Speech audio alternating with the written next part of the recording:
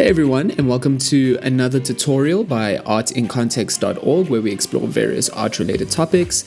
My name is Matt, and in today's tutorial we will be covering the topic of anime eyes. Within the genre of anime, there are many ways to convey different types of emotions, different expressions in the face, and the eyes are often utilized as the main tool in order to do so. So in this tutorial, what we'll do is we'll break down the process of how to draw different types of eyes that kind of work to convey different types of emotion. Now, we're going to start with a more simplistic, more neutral eye. And the way in which we can go about this is we want to start by drawing some grid lines. So using a pencil and a ruler, what we want to start doing is we want to start establishing these horizontal lines. Now, the intention is to make a set of 3 lines, and we want to make sure that they're evenly spaced between each other. So we want to make sure that we draw 3 horizontal lines. Once we have drawn these 3 horizontal lines evenly spaced, we can then draw a vertical line going down the center directly through those 3 horizontal lines. Next to, on either side of that vertical line, we can draw another 2 lines next to that vertical line. Then this is just basically going to establish the inner corners of the eye. Now, when we think about anime, and how the features of anime characters work, they're basically an exaggeration of just common human-like features. So when we think about a resting eye, often normal human resting eyes have this oval-like shape, and this is because the eyelids kind of are partly open but not necessarily completely open, to suggest obviously a widened eye, and this kind of creates this oval-like shape. However, in the case of anime, a common way of expressing this resting eye or this oval-like shape is not necessarily to draw an oval shape, but more to start off with a hexagon shape. So we're going to draw this hexagonal shape, making sure that we are elongating the horizontal sections of the hexagonal shape, and making sure that the inner corners of the eye and the outer corners of the eye are shorter. And this is basically going to establish the general shape of the eye, a more neutral resting eye. Now, this hexagonal shape is basically establishing the framework in which the eye will be shaped and formed. And now what we want to do is we're going to start working in some curved lines at the corner points in these hexagon shapes. Simply by adding more curvature to the sharp edges of the hexagonal shapes, we're going to start giving a more organic structure to the eye. Something that's also important at this point is, again, obviously because anime eyes are exaggerated, a common feature with anime eyes is that the upper eyelashes kind of work as this darkened rim that flows along the upper eyelid. And the way in which we can establish this is with some dark pencil marks that kind of darken the upper eyelid. And the way in which we can establish this feature is basically by drawing these really bold dark pencil marks along the upper eyelid.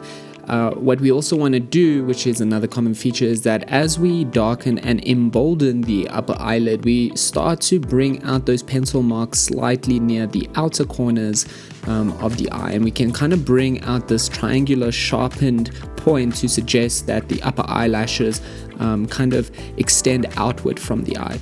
So again, obviously anime eyes are an exaggeration of normal human-like features, so we won't necessarily draw these realistic eyelashes, but we will create a suggestion of darkened eyelashes in the upper eyelid with these bold marks. Now, when it comes to actually drawing in the features of the eyeball, and this is the features such as the iris and the pupil, basically, with normal resting eyes in a normal human eye, what tends to happen is the upper eyelid slightly rests over the eyeball, which means it cuts off a part of the eyeball's features. So this means that only a part of the eyeball's features is going to be visible, which means only a part of the iris is going to be visible. So what we want to do is we want to emulate this quality by drawing a circle. You can use a compass if you need to, but basically the intention here is to draw a circle that extends beyond the upper eyelid. However, we want to make sure that basically about 70% or most of the iris and pupil or features of the eyeball are visible, but a small part of it, about 20% of it or 30% of it, is cut off by the upper eyelid. And this is just going to enhance and give a more realistic quality to how the eye actually functions within the eye structure itself. This is very common in anime. Again, obviously there are many ways to draw different eyes, and we'll look at how to do that with other eyes, but this is a common technique used in order to establish a little bit more of a realistic anime style representation of eyes. Another important thing to remember is that obviously the pupil is quite centered within the iris, which means that it's not necessarily going to be drawn low. We want to remember that we are drawing the pupil directly in the center of the largest circle that we are drawing, which extends beyond the upper eyelid. So now once we have basically established the iris and the pupil, we want to start working in details. Now the way in which we're going to start this is we're going to start by drawing in a circle that kind of overlaps the iris itself, and this circle is going to function as a negative space and represent a highlight in the eye. Highlights in the eyes is another way of giving more depth and character to the feature of the eyes in the anime genre, because the eyes tend to be quite a focal point of the face within anime characters.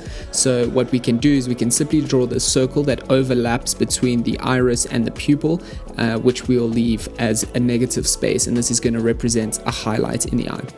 What we can start to do at this point is we can also darken the pupil itself, and this is where we're going to start working in some shading that flows along the upper eyeball section just below the top eyelid. And basically this is also another way of representing another realistic quality in the eye itself, which is that the way the upper eyelid kind of rests over the eyeball, it will cast a shadow due to the upper eyelash, as well as obviously the structure of the eyelid resting over the eyeball. So this is another way to just give a little bit more three-dimensionality to the eyes itself, give it a bit more of a realistic quality, but then again without necessarily making it too realistic to the point where it starts veering into more realistic anatomy. Now we can also start to work in some darker eyelash marks along the bottom eyelid or the bottom section of the hexagonal shape. And again, this is a great way of just defining the eyelashes or suggesting eyelashes that are present in the bottom eyelid. Again, anime eyes are just a generalization or an exaggeration of features. So we want to consider actual features of the eye and how we can use more simplified mark making to give the more cartoonish or anime aesthetic to the eyes itself. So this is where we kind of just add the circle in for the highlight, darken the pupil itself, add some shading along the upper eyeball below the upper eyelid, work in these bold lines along the upper eyelid to suggest the top eyelashes, and as well as some boldened lines near the bottom section of the hexagonal shape for the lower eyelashes. Now this is basically the way to form anime eyes, and this is more of a realistic type anime aesthetic style, but now what we can do is we're gonna slowly enhance these features with a little bit more contrast and more defined line making, utilizing a darker medium such as a pen. Now the idea here is to simply work over these pencil sketch marks with your pen. We're not trying to recreate marks at this point. What we're simply going to do is go over the eyes and kind of enhance these features with a darker medium. So taking your pen, what we want to start doing is we're going to start working on one eye at a time, and what we'll do is we'll slowly utilize our pen line work to enhance that slight curved hexagonal shape that we have established with our pencil. What we can start to do as well is we can start emboldening the iris as well, start outlining the iris just to give more structure to the iris, as well as start working in some pen work, some bolden pen lines along the upper eyelid to define the upper eyelashes a little more. Again, as we color in the eye itself, we want to make sure that with the shadow that forms along the upper eyeball, we keep that quite soft. That shadow shouldn't necessarily be too dark as to overpower the eye itself. We can also start completely blackening out the pupil itself, but remember, it is really important that we leave those negative highlight spaces or shapes open in the eye, as this is obviously going to represent the reflective quality on the eyeball. We also want to make sure that as we shade along the upper eyeball section, again, we're making sure that we leave that negative space out. So that negative space should be left completely white. And this is just going to give, obviously, that more naturalistic effect of how a highlight reflects off of the glassy surface of the eyeball. Now, another thing we could do is, as we shade along the upper section of the eyeball, again, we just want to make sure that the iris itself becomes slightly darker, but that shadow basically forms over the entire eyeball. So that means from the one corner of the eyeball to the inner corner of the eyeball, completely over the entire upper section of the eyeball. You can also add in these little lines that form along the bottom section of the pupil, and this is just going to give a little bit more of characteristic to or detail to the iris itself. We can also make the eyelashes really dark. Again, these are exaggerations of actual human features, so we can make sure that the upper eyelashes and the lower eyelashes are really dark. But however, this is the general process of forming a more neutral eye. Again, obviously different types of shapes are commonly used in the anime drawing genre to establish different types of eye expressions.